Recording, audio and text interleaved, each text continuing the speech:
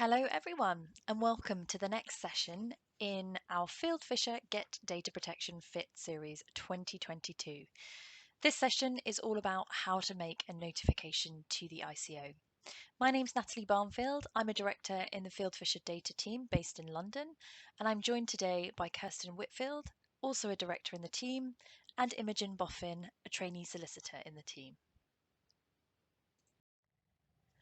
Before we get started, we did want to thank you for joining us for this, the third year of our Get Data Protection Fit series. We also wanted to remind you that you can access other recordings in the series and also our back catalogue on the Field Fisher Data Team YouTube channel. Today is the second instalment of a mini-series that we're running on data breaches. If you joined us for part one, we obviously covered how to assess whether you need to notify a data breach. If you haven't listened to that, I would suggest that you go back to the YouTube channel and tune in, as it is a helpful precursor to today's topic.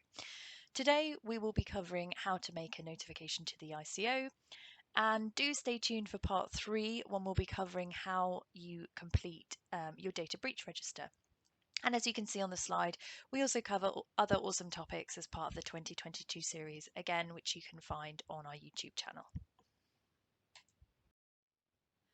And so in terms of learning outcomes, by the end of this session, our aim is that you should be able to understand the process for submitting a notification to the ICO, calculate the submission deadline for submitting the notification, avoid common pitfalls when completing the notification, and ultimately confidently complete the notification.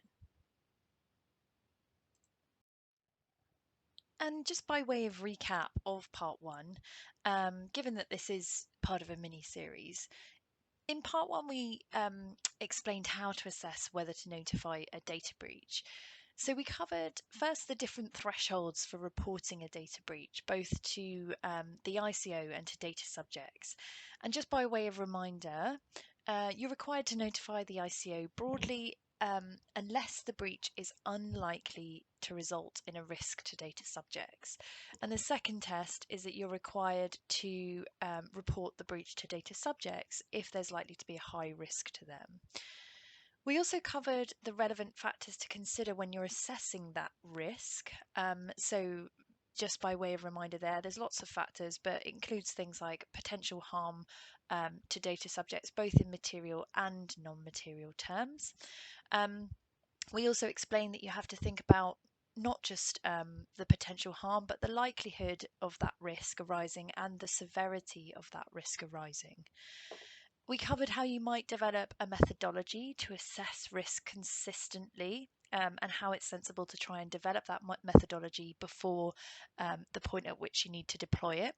In terms of methodology that we used an example using both the EDPB guidelines and the ENISA guidelines. And finally, we took you through a risk assessment itself using that methodology. Thank you, Natalie. The first thing to note is that the process and formalities for completing a notification form will differ across countries, and so it is really important that you seek advice or check the process for notifying in other jurisdictions. For example, there may be an expectation that your notification to other regulators is made in local language, answering different questions to those of the ICO. For the purposes of today's session, we are only covering the process for notifying a data breach to the ICO. So we've assumed that you have already determined that your breach needs to be notified to the ICO, as opposed to another EU regulator. When making a notification to the ICO has an online form that you can download and complete. There is one online form for both the initial notification and any subsequent notifications. As you'll see from the snippet on the slide, the form allows you to specify whether it's an initial report, a follow-up report but final notification, and a follow-up report with additional information to follow. When you download the form, it has text boxes to complete which can often be a little clunky and difficult to edit, and so we generally keep an offline Word version of the form without free text boxes to make populating and editing the form easier. Obviously, if you do this, You should always check that you have the latest version of the form, as it is updated from time to time. Today, we are picking up on areas where we regularly see questions and what we think are the common pitfalls rather than running through every question in the ICO notification form. As we covered in brief in part 1, there is a very short 72-hour window within which to make your initial notification. It is important to note that it's very common that you don't have all of the facts to hand for the purposes of the initial notification. So, as a result, in the majority of cases, you will need to make an initial notification and a subsequent notification, sometimes more than one subsequent notification, to update the ICO of the facts and circumstances surrounding the incident as you become aware of them. So, a key takeaway is that it's not necessary for you to have complete answers to all of the questions asked in the form for the purposes of the initial notification. It's okay to respond with not yet known or still being investigated or similar if that is the case. The ICO doesn't specify a particular time frame for having to submit follow-up notifications, but obviously you should be updating the ICO within reasonable periods of any material updates. It's better to keep up momentum and evidence that you're on top of the incident and remediation and ensure that you're able to update the ICO of good and positive progress where possible. Due to the interactive nature of the form, it can be quite tricky to complete, so we recommend that you create a separate version to work on offline and then complete the online form afterwards. As we mentioned before, the form is updated regularly, so you should ensure you are completing the most up-to-date version. Today, we are focusing on breach notifications to the ICO, but in other countries, the process may be different, so be sure to check the guidance of the relevant data protection authority. If you don't know whether your breach is reportable, you can now select the option of I am unclear whether the incident meets the threshold to report. You shouldn't think that because you don't know for certain if your breach meets the notification requirements that it isn't reportable. It may be the case that, on assessment, your breach was in fact reportable, and you now find yourself in breach of the 72-hour deadline. Therefore, it is the safest option to notify even if you're not sure, so you don't run this risk. Thank you, Natalie and Imogen. So as Imogen just mentioned, you might be notifying because you've assessed that it's a notifiable incident, or you might be unsure. But either way, you're going to need to describe the incident. So incidents are going to turn on their own facts, and what you know about the incident might be evolving just even by the minute. But you're going to need to describe the incident as you know the facts to be at that particular moment in time. And there's some general rules of thumb which you'll want to bear in mind when you're describing the incident. So firstly, I'd say try to keep it simple and stick to the facts as you know them to be at that point in time. Now, there might be a temptation to speculate about what may or may not have happened, but don't give in to that temptation and stick to the facts. And try to take a Goldilocks approach, so give just the right level of detail. Now, this is really difficult to judge, what is the right level of detail? But bear in mind that what you should be aiming for is to give the Information Commissioner enough information that they can understand what's happened and potentially even make a decision as to whether they need to take any further action. And ideally, you want a response from the Information Commissioner that they don't need to take any further action. But try to avoid going down rabbit holes, which might not be helpful. Then finally, avoid including personal data. So, for example, you might have had an incident that came about because of a phishing attack. So one of your staff might unfortunately have been the victim of the attack. You don't need to name that staff member. You could instead just refer to them as employee A and then avoid unnecessarily sharing personal data. Now, when you're completing the form, you're going to want to avoid adding fuel to the fire, especially if you want that outcome that you're hoping for, i.e. a letter from the Information Commissioner saying they're not going to take any further action. So how could you potentially add fuel to the fire, you may ask? Well, one of the questions on the Information Commissioner's notification form is whether the staff members involved in the incident have had data protection training within the last 2 years. Now, you don't want to add fuel to the fire by having to tick the no box or even the don't know box.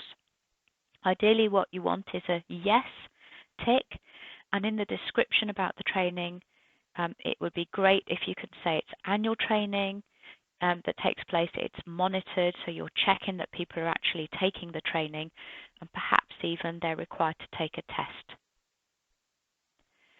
Now, the other way you'll want to avoid adding fuel to the fire is by not having to confess in a breach notification form that you don't have a registration in place with the Information Commissioner's Office when you should have one.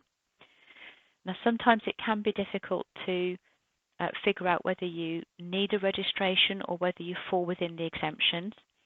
But it's actually quite easy sometimes to drop outside of the exemptions. You only need to, for example, have CCTV on your premises to fall outside of the exemptions. So if in doubt, the safest option is just to register, and it's better to err on the side of caution when it comes to registration. And just a few tips on reporting the timing of the breach. There's a few questions around this in the ICO's notification form, one of which is, when did the breach happen? Now, if you don't know when the breach happened, and you may well not because it might be early days in your investigation, don't be afraid to just say that you don't know. And you may well be putting in a follow-up notification, and you can provide further detail at the time. You're also going to need to report to the ICO when you discovered the breach. Now, bear in mind here that this is not the point in time at which someone in the organisation told the privacy team or security or legal. This is the point in time at which the controller became aware of the breach. So that's the date and time that you put there. And finally, hopefully you won't need to notify late, but it does happen. And if it is the case that you're notifying outside of the 72-hour window, then do give a bit of thought and be very mindful when completing your answer here, because it is potentially another breach of UK GDPR when you are notifying outside of the 72-hour window. So you want to show that you have good reason for reporting late.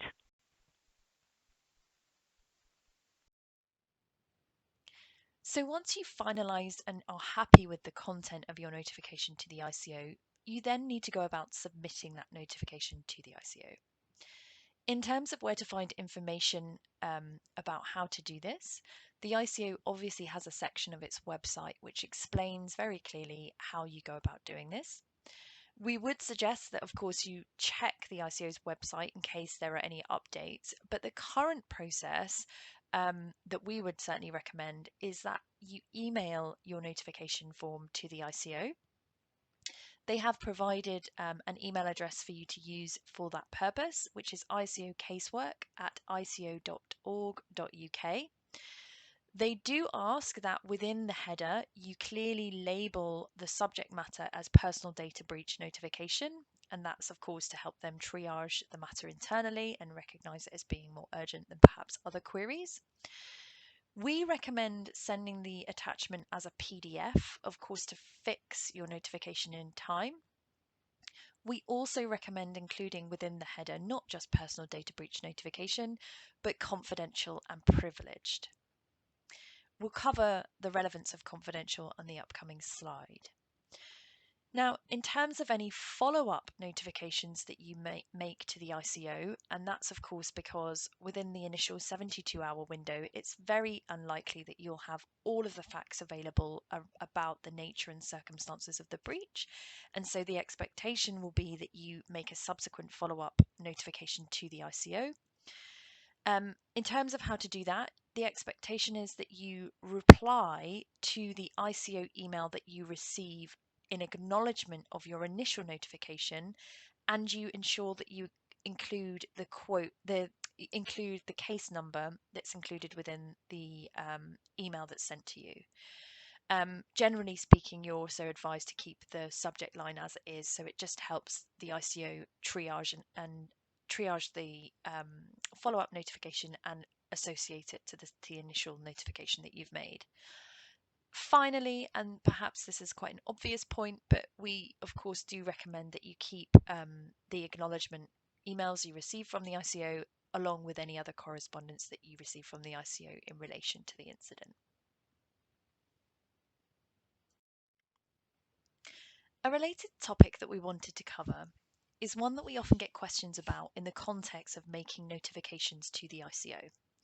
And that's the topic of the ICO and its relationship with Foia, or the Freedom of Information Act. The key point to note here is that as a public body, the ICO is subject to the Freedom of Information Act in the UK. And that essentially means that that anyone can make a request of the ICO for access to information that it holds. And the ICO, as a body that's subject to Foia, is required to disclose that information in response to a Foia request, subject to certain limited exemptions. One of those exemptions is that information doesn't need to be disclosed if it's been provided in confidence. So by labeling your notification confidential, although it's not a guarantee, it may help the ICO to apply the Foia exemption of information provided in confidence and not disclose it in response to a Freedom of Information request. Now, again, there's no guarantee of this, but it's something that might aid arguments. But that being said, we should obviously note that notwithstanding arguments that your notification shouldn't be disclosed in the context of a Foia request, it goes without saying that the contents of your notification may, in any event, become public if you are subsequently subject to some form of enforcement by the ICO and the ICO publishes a decision against you. Obviously, the contents of the nature and contents of your notification and the circumstances surrounding your breach may be found within the monetary penalty notice or enforcement action that's published against you. And so, as we now wrap up this part 2 of our data breach series on how to make a notification to the ICO, we hope that you are now able to understand the process for submitting an ICO notification, calculate the submission deadline for submitting the notification, avoid common pitfalls when completing the notification, and ultimately confidently complete a notification to the ICO. And, just to repeat, if you are interested in learning more about data protection and privacy law, then visit our YouTube channel, which hosts a variety of content to bring you up to speed on some of the basics of data and privacy issues. To join the channel, please use the link in the slide below. You can also join our team's email digest and receive periodic updates about the subjects that matter to you, daily, weekly, or monthly. Please see the link on this slide as well. So, all that remains to say is thank you very much for joining us today. We hope you have enjoyed it and don't hesitate to get in contact with us if you have any comments or questions. We look forward to seeing you again next time for the final instalment on data breaches, which will look at how to complete your data breach register. Thank you. Goodbye.